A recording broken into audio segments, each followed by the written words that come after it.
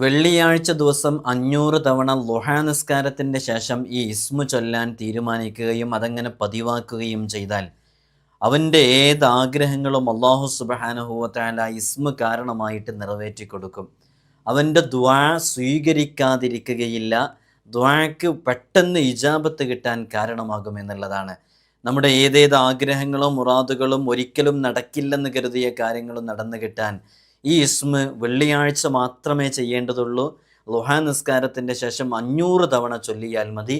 വളരെ പെട്ടെന്ന് ചൊല്ലിത്തീർക്കാൻ കഴിയും. 500 എന്നൊക്കെ പറയുമ്പോൾ നമ്മൾ ഒരു ഇസ്മ ഇങ്ങനെ ചൊല്ലുമ്പോൾ അത് വളരെ പെട്ടെന്ന് നമുക്ക് ചൊല്ലിത്തീർക്കാൻ സാധിക്കും. അതുപോലെ തന്നെ ഇത് സ്ഥിരമായി ചൊല്ലുകയാണെങ്കിൽ ഒരുപാട് രോഗങ്ങൾ നമ്മളറിയാതെ നമ്മുടെ ശരീരത്തിൻ്റെ ഇൻറ്റേർണൽ ഓർഗൻസ് ആന്തരികാവയവങ്ങളിൽ ഉണ്ടാകുന്ന രോഗങ്ങൾ, ശരീരത്തിന് പുറത്ത് കാണുന്ന രോഗങ്ങൾ, ട്രീറ്റ്മെൻറ്റ് ചെയ്തിട്ട് മാറാത്ത രോഗങ്ങൾ, ഇത്തരം രോഗങ്ങളൊക്കെ മാറാൻ കാരണമാകുന്ന അത്ഭുതകരമാകുന്ന ഒരു ഇസ്മിനെ കുറിച്ചാണ് നമ്മളിന്ന് സംസാരിക്കുന്നത്. അപ്പോൾ നമ്മുടെ ആഗ്രഹങ്ങൾ പൂർത്തീകരിച്ച് കിട്ടും. അതുപോലെ തന്നെ ഒരിക്കലും നടക്കില്ലെന്ന് കരുതിയിരുന്ന എത്രയോ വിഷയങ്ങൾ അത് സഫലീകരിച്ച് കിട്ടാൻ കാരണമാകും. എല്ലാത്തിനുമുപരി നമ്മുടെ ശരീരത്തിൻ്റെ അവയവങ്ങളിലുള്ള രോഗങ്ങൾക്ക് വളരെ പെട്ടെന്ന് ശിഫ ലഭിക്കാനും ഈ ഇസ്മു ചൊല്ലിയിട്ട് ദുആ ചെയ്താൽ ആ ദുആ ഒരു കാരണവശാലും സ്വീകരിക്കാതിരിക്കുകയുമില്ല എന്ന് സ്വാലിഹീങ്ങൾ പറഞ്ഞു പരിചയപ്പെടുത്തിയ മഹത്തായ ആ ഇസ്മിനെ കുറിച്ചാണ് നമ്മൾ ഇന്ന് സംസാരിക്കുന്നത്. ഇതിനെക്കുറിച്ചൊക്കെ നമ്മൾ പറയുമ്പോൾ നമ്മൾ പ്രധാനമായിട്ടും മനസ്സിലാക്കേണ്ടത് ഇതൊക്കെ രോഗങ്ങളുടെ കാലമാണല്ലേ. മുമ്പ് കാലങ്ങളിലൊന്നും കേട്ടുകേൾവിയില്ലാത്ത നിരവധി രോഗങ്ങളാണ് ഓരോ ദിവസവും നമ്മൾ കേട്ടുകൊണ്ടിരിക്കുന്നത്. നമുക്കൊക്കെ നമ്മുടെ ശരീരത്തിൻ്റെ ഏതെങ്കിലും അവയവങ്ങളിലൊക്കെ രോഗങ്ങളുണ്ടോ എന്ന് പോലും പലപ്പോഴും അറിയുന്നില്ല. ഇതൊക്കെ തിരിച്ചറിയുന്നത് എപ്പോഴാണ്? എന്തെങ്കിലും ഒരു പനി വന്നോ, ശരീരത്തിന് തളർച്ച വന്നോ, ക്ഷീണം വന്നോ, എന്തെങ്കിലുമൊക്കെ ചെറിയ കാരണങ്ങൾക്ക് വേണ്ടിയിട്ട് നമ്മുടെ നാട്ടിലെ താലൂക്ക് ഹോസ്പിറ്റലിലോ ഗവൺമെൻറ് ഹോസ്പിറ്റലിലോ ഹെൽത്ത് ഡിസ്പെൻസറിയിലൊക്കെ കൊണ്ടുപോയി കാണിക്കുമ്പോൾ അവർ ഇവിടെ നിന്ന് ശരിയാകൂല, ഒന്ന് വേറെ എവിടെയെങ്കിലും കാണിച്ച് ഇന്ന ടെസ്റ്റ് ചെയ്ത് വരൂ, നോർമൽ ടെസ്റ്റേ ചെയ്തിട്ടുണ്ടാവുള്ളൂ. അപ്പോൾ അവർക്കതിൽ നിന്ന് എന്തോ ഒരു സിംറ്റംസ് കിട്ടിയതിൻ്റെ പേരിൽ ആ ടെസ്റ്റ് ഒന്നും കൂടെ വിപുലമായ ഹോസ്പിറ്റലിൽ പോയി ചെയ്യണമെന്ന് പറഞ്ഞ് അവിടെ ചെയ്തു നോക്കുമ്പോഴായിരിക്കും വർഷങ്ങളായി ഇവൻ്റെ ശരീരത്തിൽ ക്യാൻസർ ഉണ്ട് എന്നുള്ളത് ഇപ്പോൾ തിരിച്ചറിഞ്ഞിട്ടുണ്ടായിരിക്കുന്നത്. പലപ്പോഴും അങ്ങനെയാണ് പല രോഗങ്ങളും തിരിച്ചറിയുന്നത്. അതിൻ്റെ തുടക്ക സമയത്തൊന്നും തിരിച്ചറിയാൻ പറ്റുന്നില്ല. ഇതിനൊക്കെ എന്താ തിരിച്ചറിയാൻ വേറെ മാർഗങ്ങളുമില്ല. നമ്മൾ സാധാരണ പോകുന്നത് പോലെ പോവാണ്, ഒരു അടയാളങ്ങളും ഉണ്ടാകുന്നില്ല. പിന്നെ പെട്ടെന്നൊരു തളർച്ച വരുമ്പോൾ നോക്കുമ്പോഴാണ് ക്യാൻസർ 4th സ്റ്റേജിൽ എത്തിയെന്ന് തിരിയുന്നത്. കിഡ്നി ഫെയിലായിട്ടുണ്ട്, ഇനി കുറച്ച് മാത്രമേ പ്രവർത്തനക്ഷമതയുള്ളൂ എന്ന് മനസ്സിലാകുന്നത്. ഹാർട്ടിന്, ഹൃദയത്തിന് 3-4 ബ്ലോക്ക് ഉണ്ട് എന്നുള്ളത് അപ്പോഴാണ് തിരിയുന്നത്, അതിൻ്റെ മുമ്പ് തിരിയുന്നില്ല. വല്ലാത്തൊരവസ്ഥയാണ്. അതുകൊണ്ട് തന്നെ രോഗങ്ങളെ തൊട്ട് എപ്പോഴും അള്ളാഹുവിനോട് ദുആ ചെയ്യുക എന്നുള്ളത് നമ്മുടെ ഒരു പ്രധാനപ്പെട്ട ഉത്തരവാദിത്വമാണ്.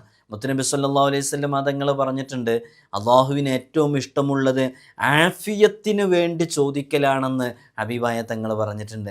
അതുകൊണ്ട് തന്നെ നമ്മൾ വിറുദുൽ ലത്തീഫൊക്കെ ചൊല്ലുന്ന സമയത്ത് ആഫിയത്തിന് വേണ്ടിയിട്ടുള്ള ദുആ പ്രത്യേകം അതിൽ മഹാന്മാരൊക്കെ ഉൾപ്പെടുത്തിയതായിട്ട് കാണാൻ സാധിക്കും.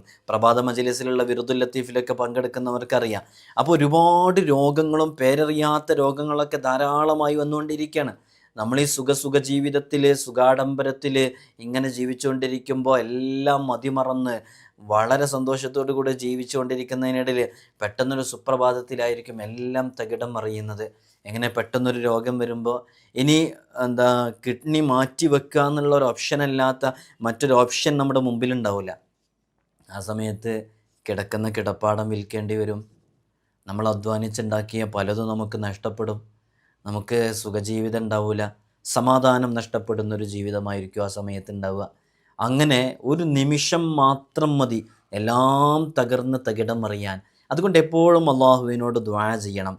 എത്രയോ രോഗികൾ നമുക്കൊക്കെ അറിയാം, ഒരിക്കലും അവരുടെ മുഖം കാണിച്ച് വീഡിയോ ചെയ്യാൻ തയ്യാറാവാത്തവരാണ്. പക്ഷേ പലപ്പോഴും പല ആളുകളും നമ്മളൊക്കെ കേട്ടിട്ടില്ലേ, അവർ പെട്ടെന്ന് ഒരു വീഡിയോ ഒരു ഏതെങ്കിലും ചാരിറ്റി പ്രവർത്തകരുടെ വീഡിയോസിൻ്റെ മുമ്പിൽ വന്ന് പൊട്ടിക്കരഞ്ഞ് ഉമ്മാക്ക് വേണ്ടി 40 ലക്ഷം രൂപ ആവശ്യമുണ്ട് കിഡ്നി മാറ്റി വയ്ക്കാൻ, അതേപോലെ തന്നെ SMA പോലെയുള്ള രോഗങ്ങളൊക്കെ പിടിപെട്ട് കോടിക്കണക്കിന് സ്വത്തിന് വേണ്ടിയിട്ട് കണ്ണീര് കാണിച്ച് എത്രയോ വീഡിയോസുകൾ ചെയ്ത് പരീക്ഷിക്കപ്പെടുന്നവരെ കണ്ടിട്ടില്ലേ? അള്ളാഹു അവർക്കൊക്കെ വലിയ ശിഫ നൽകട്ടെ, വലിയ രക്ഷ നൽകട്ടെ. അത്തരം അവസ്ഥകളെ തൊട്ട് അള്ളാഹു നമുക്ക് വലിയ കാവൽ നൽകട്ടെ ഇൻഷാ അള്ളാഹ്. അപ്പോൾ അത്തരം രോഗങ്ങളൊന്നും നമുക്ക് ഉണ്ടാവരുത്. അതുകൊണ്ട് ഈ ഇസ്മിനെ നിങ്ങൾ മുറുകെ പിടിക്കാം. നമ്മുടെ ശരീരത്തിൽ എവിടെയെങ്കിലും രോഗങ്ങളുണ്ടെങ്കിൽ ആ രോഗങ്ങളൊക്കെ മാറാൻ ഈ ഇസ്മ ഒരു കാരണമാകുമെന്നുള്ളതാണ്. അള്ളാഹു നമുക്ക് തൗഫീഖ് നൽകി അനുഗ്രഹിക്കുമാറാകട്ടെ.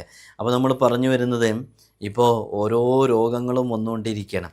അപ്പോൾ ആ രോഗങ്ങളെ തൊട്ടൊക്കെ ശിഫയാകാനും ഉള്ള രോഗങ്ങൾ അത് മാറിക്കിട്ടാനും മേലിൽ രോഗങ്ങൾ വരാതിരിക്കാനും എത്ര ഹോസ്പിറ്റലുകളാണെന്നറിയോ? ഹോസ്പിറ്റലുകളിലൊക്കെ ഒരു മനുഷ്യൻ്റെ നിസ്സഹായാവസ്ഥ മനസ്സിലാക്കാൻ ഒന്നും ചെയ്യേണ്ട ആവശ്യമില്ല. ഏതെങ്കിലും ഒരു മെഡിക്കൽ കോളേജിൻ്റെ കാഷ്വാലിറ്റിയിൽ 10 മിനിറ്റ് പോയി നിന്നാൽ മതി. ഞാനീ പറഞ്ഞ് നിങ്ങളൊന്ന് കൃത്യമായിട്ടൊന്ന് മനസ്സിലാക്കി നോക്ക്. ഏതെങ്കിലും ഒരു ഹോസ്പിറ്റലിൻ്റെ മെഡിക്കൽ കോളേജിൻ്റെ കാഷ്വാലിറ്റിയിൽ ഒരു 10 മിനിറ്റ് പോയി നിന്നാൽ നമ്മുടെയൊക്കെ നിസ്സഹായാവസ്ഥ എത്രയാണെന്ന് മനസ്സിലാക്കാൻ പറ്റും. നമ്മളൊക്കെ പലപ്പോഴും അത് അനുഭവിച്ചതാണ്. ചീറിപ്പാഞ്ഞു വരുന്ന ആംബുലൻസുകളിൽ നിന്ന് തകർന്നടിഞ്ഞ എത്രയോ ബോഡികൾ കൊണ്ടുവരുന്നത് കാണാം. നമ്മളൊക്കെ വിചാരിക്കും നമുക്ക് ഇത്രയും വയസ്സല്ലേ ആയിട്ടുള്ളൂ, 40 വയസ്സ് 30 വയസ്സ് 25 വയസ്സ് അല്ലെങ്കിൽ കുറച്ചും കൂടി കഴിഞ്ഞ ആളുകളാണെങ്കിൽ അത്ര വയസ്സല്ല ആയിട്ടുള്ളൂ എന്ന് വിചാരിക്കും. അങ്ങനെ ഒന്നുമില്ല. ഞാനൊക്കെ നേരിട്ട് എത്രയോ രോഗികളെ കണ്ടിട്ടുണ്ട്. 19 വയസ്സിൽ വലിയ ക്യാൻസർ പിടിപെട്ട ആളുകൾ. അതിൻ്റെ മുമ്പൊന്നും തിരിച്ചറിഞ്ഞിട്ടില്ല. ആ സമയം മാത്രമാണ് തിരിച്ചറിയാൻ സാധിച്ചിട്ടുള്ളത്. 1 വർഷം മുമ്പ് മാത്രമായിട്ട്. കഴിഞ്ഞ ദിവസം ഇവിടെ വന്നിരുന്നു ഒരു ഫാമിലി. അവർ വളരെ പെട്ടെന്നാണ് അവരുടെ ക്യാൻസർ അവർക്ക് തിരിച്ചറിഞ്ഞത്. അപ്പോൾ ഇത്തരം പ്രതിസന്ധികളെത്തുമ്പോൾ നമ്മൾ മാനസികമായിട്ട് അങ്ങ് തളർന്നു പോകും. അതുകൊണ്ട് തന്നെ നമുക്കെപ്പോഴും അവലംബമാക്കുന്നത്, നമ്മളെപ്പോഴും പോകുന്നതൊക്കെ ഇതുപോലെയുള്ള ഹോസ്പിറ്റലുകളിലും മാരകമായ രോഗങ്ങൾക്കൊക്കെ ശിഫ ലഭിക്കാൻ നമ്മളങ്ങനെ സമീപിക്കും. അങ്ങനെ ഹോസ്പിറ്റലുകളിലൊക്കെ പോകുമ്പോൾ അവിടെയുള്ള ട്രീറ്റ്മെൻറ്റ് ചെയ്യുന്നതോട് കൂടെ തന്നെ എന്തു ട്രീറ്റ്മെൻറ്റ് നടത്തിയാലും എങ്ങനെ ചികിത്സിച്ചാലും എല്ലാം ശിഫയാക്കി തരുന്നത് അള്ളാഹു സുബ്ഹാനഹു വ തആലയാണ്. അതുകൊണ്ട് അള്ളാഹുവിനോടുള്ള ദുആ ഒരു കാരണവശാലും ഏതു ചികിത്സകൾ, ഏതു ട്രീറ്റ്മെൻറ്റുകൾ നടത്തുന്നതിനിടയിലും ഒരു നിമിഷം പോലും മറക്കരുത് എന്നുള്ളതാണ്. ആരോഗ്യ സമയത്തും അള്ളാഹുവിനോട് ദുആ ചെയ്യണം. 2 രൂപത്തിലുള്ള ആളുകളാണുള്ളത്. ഒരു വിഭാഗം ആളുകളെന്ന് പറയുന്നത് അവർ എല്ലാ സമയത്തും അശ്രദ്ധവാന്മാരായി ജീവിക്കും. അവർക്ക് ഇത്തരം വിഷയങ്ങളെക്കുറിച്ച് ചിന്തയോ അള്ളാഹുവിനെക്കുറിച്ച് ഓർക്കുകയോ നിസ്കാരാദി കർമ്മങ്ങളിലേക്ക് പ്രവേശിക്കുകയോ ഇങ്ങനത്തെ കാര്യങ്ങളൊന്നും അവർ ചെയ്യൂല.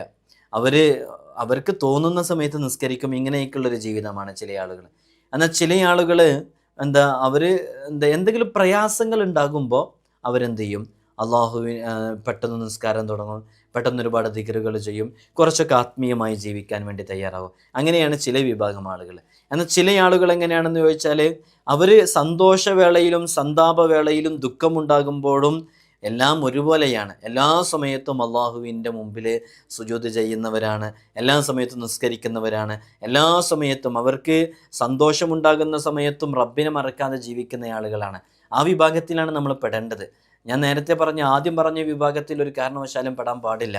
എന്നാൽ ഭൂരിഭാഗം ആളുകളും അത്തരം വിഭാഗം ആളുകളാണ് എന്നുള്ളത് നാം മനസ്സിലാക്കണം. ഏത് വിഭാഗം ആളുകളെ നമുക്ക് അത്യാവശ്യം ജീവിക്കാനുള്ള വരുമാനം നമ്മുടെ കുടുംബത്തിലേക്ക് വരുന്നുണ്ട്.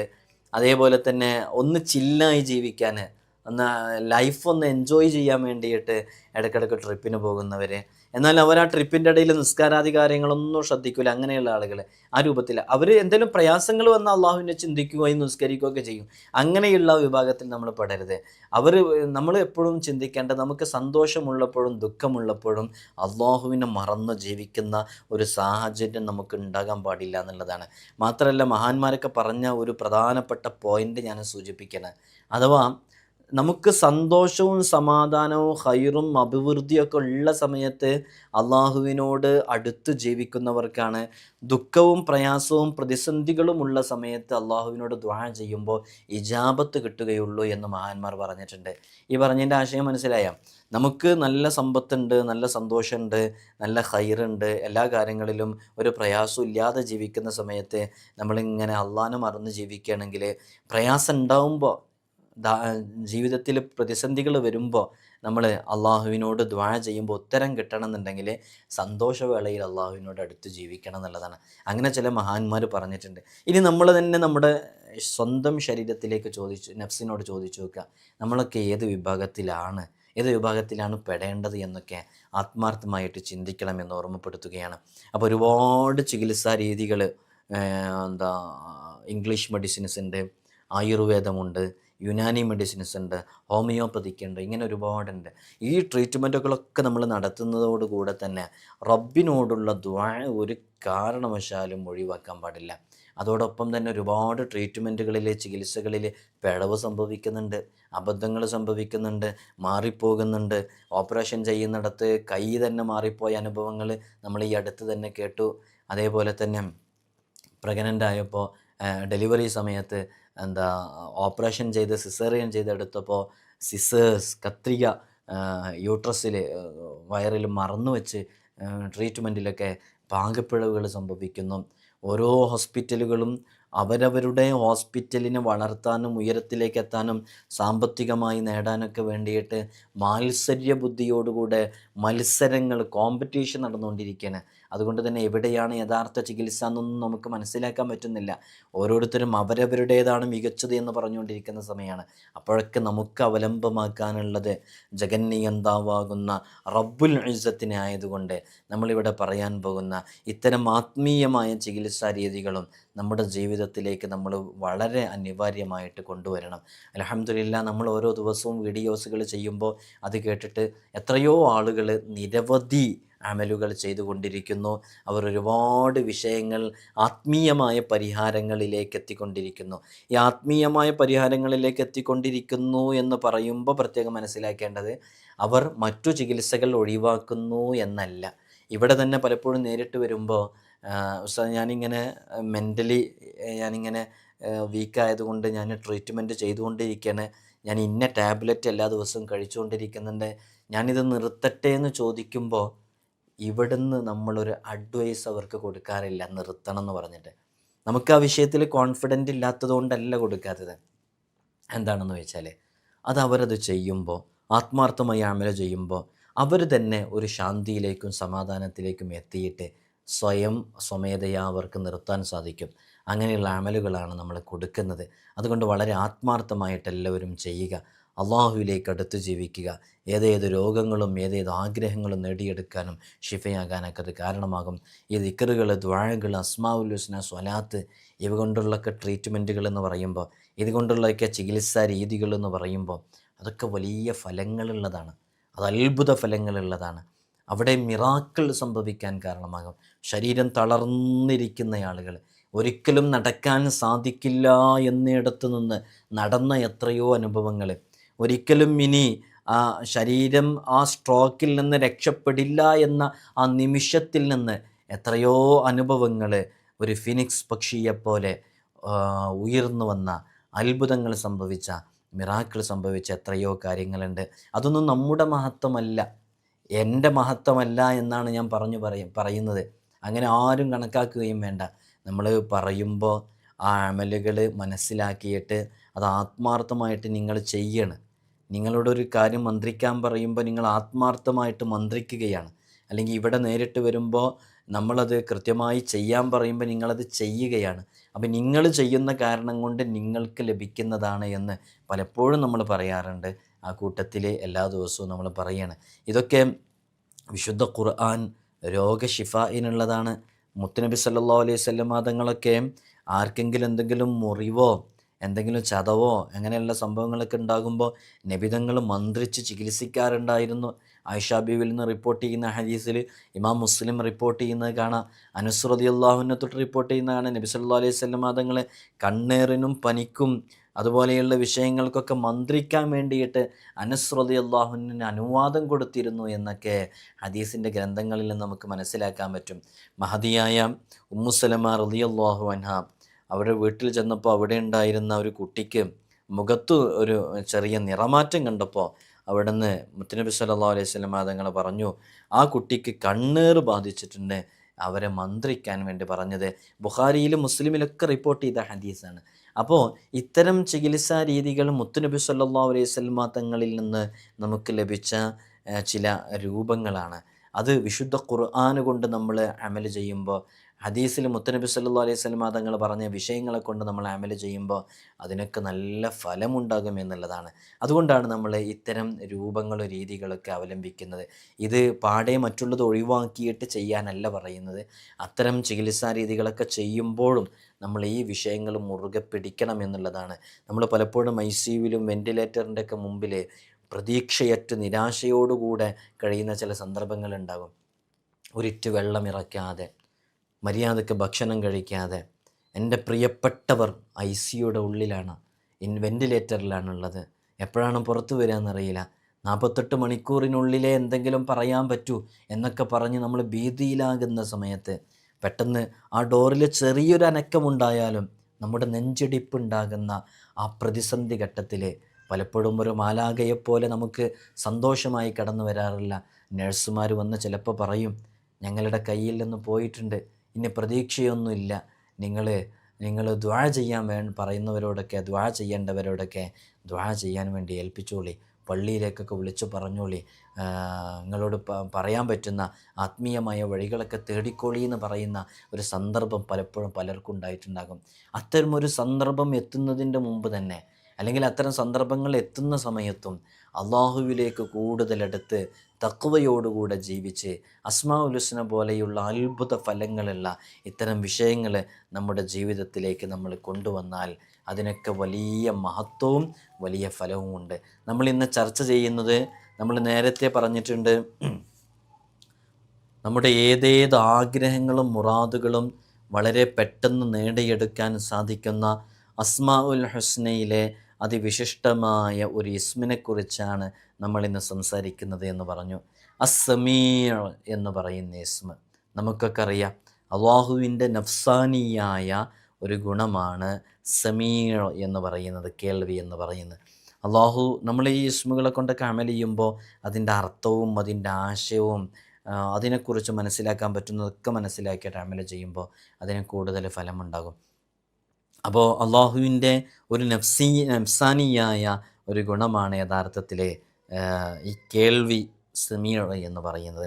അപ്പോൾ അള്ളാഹു സുബ്ഹാനഹു വ തആല നമ്മളൊക്കെ കേൾക്കുന്നത് പോലെ ഇങ്ങനെ കൃത്യമായി കേൾക്കുന്ന ഒരു ചെവി വെച്ച് കേൾക്കുക എന്നുള്ള രൂപത്തിൽ കേൾക്കുന്നതല്ല. അള്ളാഹു സുബ്ഹാനഹു വ തആല എല്ലാം കേൾക്കുന്നുണ്ട്. അവർ ഇവിടെയുള്ള സൃഷ്ടികളുടെ എല്ലാ ശബ്ദങ്ങളും, എല്ലാ സന്ദർഭങ്ങളും എല്ലാം അള്ളാഹു സുബ്ഹാനഹു വ തആല അറിയുന്നുണ്ട്, അവർ കേൾക്കുന്നുണ്ട്. നമ്മൾ അള്ളാഹുവിനോട് എപ്പോൾ ദുആ ചെയ്താലും അള്ളാഹു ആ ദുആ സ്വീകരിക്കും. അതുകൊണ്ട് തന്നെയാണ് ഈ ഒരു ഇസ്മ്, നമ്മൾ ഒരിക്കലും ഈ ഇസ്മ് ചൊല്ലിയിട്ട് ദുആ ചെയ്താൽ നമ്മുടെ ദുആ സ്വീകരിക്കാതിരിക്കുകയില്ല എന്ന് പറഞ്ഞത്. അള്ളാഹുവിൻ്റെ ഒരു പ്രത്യേകമായൊരു വിശേഷണമാണ് അള്ളാഹു കേൾക്കുന്നുണ്ട്, അറിയുന്നുണ്ട് നമ്മുടെ വിഷയങ്ങളൊക്കെ എന്നുള്ളത്. അതുമായി ബന്ധപ്പെട്ടൊരു ഇസ്മ ആയതുകൊണ്ടാണ് ഈ ഇസ്മു ചൊല്ലിയിട്ട് ദുആ ചെയ്താൽ ഈ ദുആ ഒരിക്കലും തട്ടിമാറ്റപ്പെടുകയില്ല, അതിന് പെട്ടെന്ന് ഇജാബത്ത് കിട്ടുമെന്ന് പറഞ്ഞത്. ചിലപ്പോൾ ആ ഇജാബത്ത് കുറച്ച് പിന്തിയിട്ടായിരിക്കും കിട്ടുക. അത് നമ്മൾ പ്രത്യേകം മനസ്സിലാക്കണം. അവർക്കൊക്കെ അങ്ങനെ പെട്ടെന്ന് ഉത്തരം കിട്ടി, നമുക്കെന്താ കിട്ടാത്തത് എന്നൊക്കെ പറയുമ്പോൾ അത് പ്രയാസപ്പെടേണ്ടതില്ല. ഇപ്പോൾ സക്കരിയ നബി അലൈഹി സ്വലാത്തു വസ്സലാമിന് സന്താന സൗഭാഗ്യമില്ലാതെ എത്ര കാലമാണ് പ്രിയപ്പെട്ടവരെ മഹാനരായ സക്കരിയ നബി അലൈഹി സ്വലാത്തു വസ്സലാം അള്ളാഹുവിനോട് ദുആ ചെയ്തത്. നമ്മളൊക്കെ 2-3 വർഷമാകുമ്പോഴേക്കും മക്കളില്ലെങ്കിൽ അങ്ങ് പ്രയാസപ്പെടും.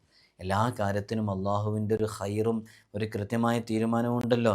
മുത്തുനബി തങ്ങൾ സക്കരിയ നബി അലൈഹി സ്വലാത്തു വസ്സലാം ഒരുപാട് കാലം അള്ളാഹുവിനോട് ദുആ ചെയ്തു. അത് വിശുദ്ധ ഖുർആൻ പറയുന്നുണ്ട്.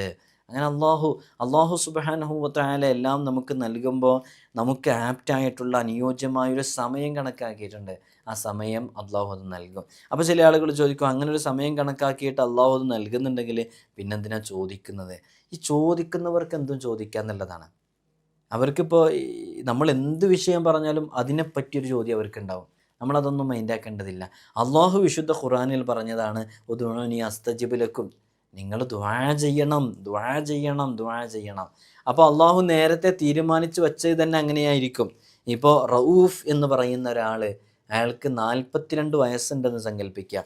42-ാമത്തെ വയസ്സിൽ അയാൾ എന്നോട് ദുആ ചെയ്യുമ്പോൾ ഞാനിത് കൊടുക്കുമെന്നാണ് അള്ളാഹു നേരത്തെ തീരുമാനിച്ചു വച്ചിട്ടുണ്ടായിരിക്കുക.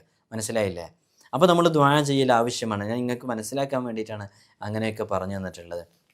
അതുകൊണ്ട് അള്ളാഹുവിൻ്റെ സാമീപ്യം സിദ്ധിച്ച അടിമകൾ, അള്ളാഹുവിലേക്ക് അടുത്ത് ജീവിച്ച, അള്ളാഹുവിൻ്റെ ദാത്തിൻ്റെ അവൻ്റെ സത്തയുടെ ഗുണങ്ങളും സജ്ഞതകളും എല്ലാം അറിയുന്ന ആ അടിമകൾ, അവരുടെ ഒരു മഹത്തായ ദിക്റാണ് യഥാർത്ഥത്തിൽ ഈ ദിക്ർ. ഈ ഒരു ദിവ്യനാമം, ഈ അത്ഭുതനാമം അമൂല്യമായ പൊരുളുകളുടെ ഒരു ചിപ്പിയാണ്.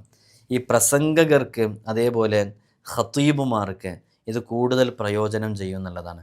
നമ്മൾ ഇങ്ങനെ സംസാരിച്ചു കൊണ്ട് ചെയ്യുന്ന ജോലികൾ, മാർക്കറ്റിംഗ് ഫീൽഡിലുള്ള ആളുകൾ, നമ്മുടെ സ്ഥാപനത്തിനെ കുറിച്ച് ധാരാളം പരിചയപ്പെടുത്തി സംസാരിക്കേണ്ടി വരുന്ന ആളുകൾ, ഇത്തരം ആളുകൾക്കൊക്കെ ഈ ഇസ്മ കൂടുതൽ ഉപകാരപ്പെടും. ഇൽഹാമ കൊണ്ട് മാത്രമേ ഈ നാമത്തെ പൂർണ്ണമായി മനസ്സിലാക്കാൻ സാധിക്കുകയുള്ളൂ.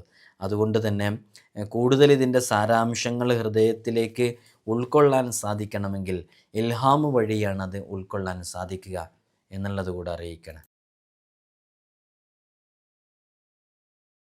നമ്മളിതിൻ്റെ തുടക്കത്തിൽ പറഞ്ഞതുപോലെ വെള്ളിയാഴ്ച ദിവസം ഇതിനെ ളുഹാ നിസ്കാരത്തിന് ശേഷം ഈ ഇസ്മിനെ 500 തവണ ഉരുവിട്ട് കഴിഞ്ഞാൽ അവൻ്റെ ദുആ അള്ളാഹു സ്വീകരിക്കും. ശരീരത്തിലുള്ള എല്ലാ രോഗങ്ങളും ശിഫയാകാൻ അത് കാരണമാകും. ഒരിക്കലും ആ രോഗം മാറാതിരിക്കില്ല.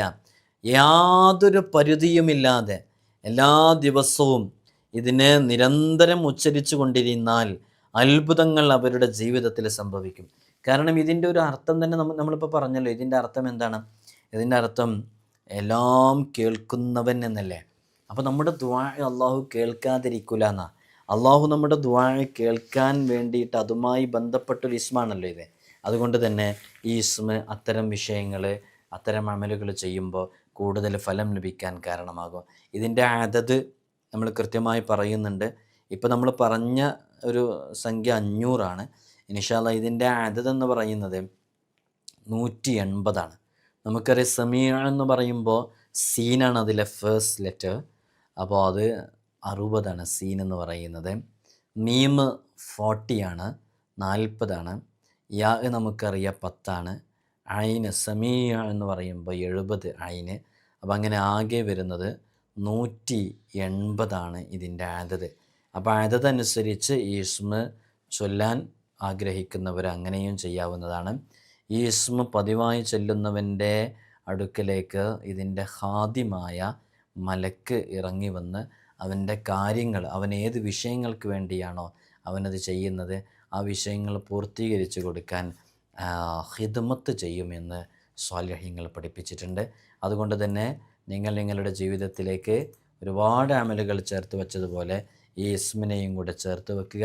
ഇതുമായി ബന്ധപ്പെട്ടൊക്കെ കളങ്ങളുണ്ട്, അതേപോലെ ഇതുമായി ബന്ധപ്പെട്ടൊരു പ്രത്യേക ദുആ ഉണ്ട്. അതൊക്കെ ഇൻഷാ അല്ലാഹ് നമുക്ക് ഡിസ്പ്ലേയിൽ കാണിക്കാൻ കഴിയാത്തത് കൊണ്ടാണ് നമ്മളത് പറയാത്തത്.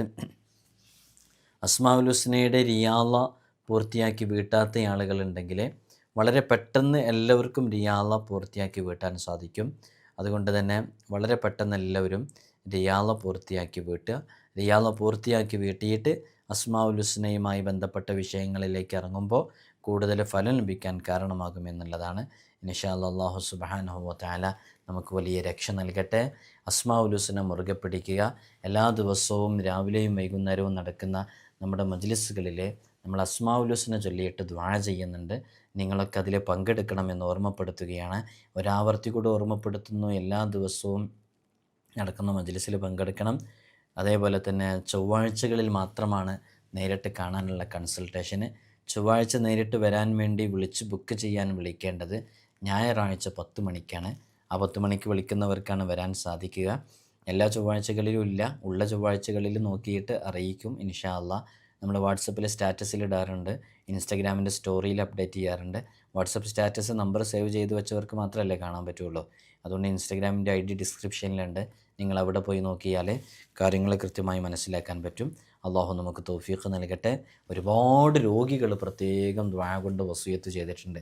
അൽഹംദുലില്ലാഹ് നമുക്ക് വലിയ സന്തോഷമുണ്ട്. നമ്മൾ 12,000 ബിസ്മിയുമായി ബന്ധപ്പെട്ട അമൽ പറഞ്ഞപ്പോൾ നിരവധി ആളുകൾ അത് ചെയ്തു. പല ആളുകൾക്കും അതിൻ്റെ റിസൾട്ട് ലഭിച്ചു. അതേപോലെ തന്നെ സൂറത്തുൽ ഫത്ഹിൻ്റെ, യാ ലത്തീഫിൻ്റെ, സൂറത്തു യാസീനിൻ്റെ. ഇന്നും കുറേ ആളുകൾ 12,000 ബിസ്മിയുടെ അമലിൻ്റെ റിസൾട്ട് പറയാൻ വേണ്ടി മാത്രം സംസാരിച്ചിട്ടുണ്ടായിരുന്നു. നൂറുകണക്കിന് മെസ്സേജുകളാണ് അതുമായി ബന്ധപ്പെട്ട് മാത്രം വന്നുകൊണ്ടിരിക്കുന്നത്.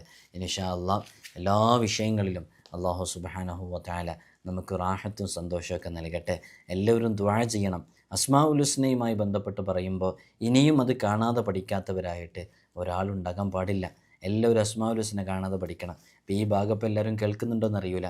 വിഷയം പറഞ്ഞു കഴിഞ്ഞു എന്ന് കരുതിയിട്ട് എല്ലാവരും സ്കിപ്പ് ചെയ്ത് പോയിട്ടുണ്ടാകും. ഇത് കേൾക്കുന്ന ആളുകൾ ഈ ഭാഗം എത്തിയിട്ടും ഇത് കേൾക്കുന്നവരുണ്ടെങ്കിൽ ഇൻഷാ അല്ലാഹ് അസ്മാഉൽ ഹുസ്നയുടെ കാണാതെ അറിയുന്നവരാണെങ്കിൽ അത് എഴുതി അറിയിക്കുക. റിയാദ പൂർത്തിയാക്കി വീട്ടിയവരാണോ നിങ്ങൾ, അതൊന്ന് എഴുതി അറിയിക്കുക. രാവിലെയും വൈകുന്നേരം നടക്കുന്ന നമ്മുടെ മജ്ലിസിൽ അസ്മാഉൽ ഹുസ്ന ചൊല്ലുന്നുണ്ടല്ലോ, എപ്പോഴെങ്കിലൊക്കെ അതിൽ പങ്കെടുക്കാറുണ്ടോ? എപ്പോഴും പങ്കെടുക്കാൻ സാധിക്കുമോ നോക്കുക. എപ്പോഴെങ്കിലൊക്കെ പങ്കെടുക്കാറുള്ളതാണെങ്കിൽ അത് അറിയിക്കുക. ഇൻഷാ അല്ലാഹ് അള്ളാഹു നമുക്ക് റാഹത്ത് നൽകട്ടെ, അള്ളാഹു നമുക്ക് സന്തോഷം നൽകട്ടെ. എല്ലാവരും ദുആ ചെയ്യണം, എനിക്കും എൻ്റെ കുടുംബത്തിനും ഉമ്മ ഉപ്പ ഉൾപ്പെടെയുള്ളവർക്ക്. അതേപോലെ തന്നെ ഇവിടെ നേരിട്ട് വരുന്ന ഒരുപാട് ആളുകളുണ്ട്. അവരൊക്കെ പല വിഷയങ്ങളും നമ്മോട് ദുആ കൊണ്ട് വസിയത്ത് ചെയ്യാറുണ്ട്. അവരോടൊക്കെ നമ്മൾ പറയാറുള്ളത്, നമ്മൾ ഇതേപോലെയുള്ള അവസരങ്ങളിലൊക്കെ പലരോടും ദുആ കേൾപ്പിക്കുന്നുണ്ട്. നമ്മൾ ആമീൻ പറയുമ്പോൾ പലരും, ദുആ ചെയ്യുമ്പോൾ പലരും ആമീൻ പറയുന്നുണ്ട്. അതൊക്കെ ഇജാബത്ത് കിട്ടാൻ കാരണമാകുമെന്നുള്ളതാണ്. നിങ്ങളൊക്കെ പലരുടെയും വിഷമങ്ങൾ ഇവിടെ താഴെ എഴുതി അറിയിക്കുമ്പോൾ വളരെ ആത്മാർത്ഥമായിട്ട് നിങ്ങൾ അവർക്കൊക്കെ വേണ്ടിയിട്ട് ഏകാന്തമായി കൂട്ടമായുള്ള ദുആകളിൽ ചേർത്തി ഉൾപ്പെടുത്തണം. അവരവരുടെ അഭാവങ്ങളിൽ വെച്ച് ദുആ ചെയ്യുമ്പോൾ ആ ദുആയ്ക്ക് വലിയ ഇജാബത്തുണ്ടെന്ന് മഹാന്മാരൊക്കെ പറഞ്ഞിട്ടുണ്ട്. ഇൻഷാ അല്ലാഹ് നമുക്ക് വലിയ രക്ഷ നൽകട്ടെ. ഇൻഷാ അല്ലാഹ് അസ്മാഉൽ ഹുസ്നയിലെ ഓരോ ഇസ്മുകളും വളരെ ബറക്കത്തോടുകൂടെ, വളരെ റാഹത്തോടുകൂടെ ജീവിതത്തിലേക്ക് പകർത്തി അള്ളാഹുവിലേക്ക് അടുത്ത് ജീവിച്ച് ഒരൊറ്റ നിസ്കാരവും ഒരൊറ്റ വഖത്തും ഖളാ ആക്കാതെ, മറ്റുള്ളവനെ വേദനിപ്പിക്കാതെ, മറ്റുള്ളവൻ്റെ മനസ്സ് വ്രണപ്പെടുത്താതെ, ജീവിതം മറ്റുള്ളവർക്ക് മാതൃകയായിട്ട്, ഒരാളെയും കുറ്റം പറയാതെ, ഗീബത്ത് പറയാതെ, ശുദ്ധമായ ജീവിതം, ശുദ്ധമായ ഹൃദയവുമായി ജീവിക്കാനുള്ള തൗഫീഖ് അള്ളാഹു നമുക്കൊക്കെ നൽകി നാളെ വിജയിക്കുന്നവരുടെ, സ്വർഗം പുൽകുന്നവരുടെ കൂട്ടത്തിൽ നാം ഏവരെയും ഉൾപ്പെടുത്തി അനുഗ്രഹിക്കുമാറാകട്ടെ. അസ്സലാമു അലൈക്കും വറഹ്മത്തുള്ളാഹി വബറകാതുഹു.